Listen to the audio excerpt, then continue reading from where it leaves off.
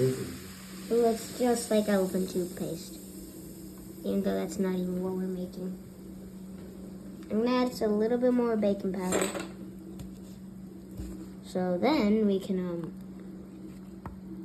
I know that it smells horrible, but, okay, that's a little too much.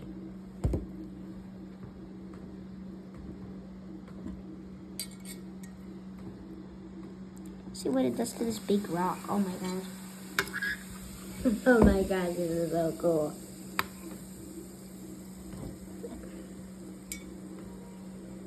So it makes a type of reaction. By the way, it's Sunnybo here. So we have learned about this.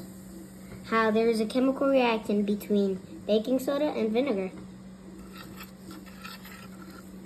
Look at all this.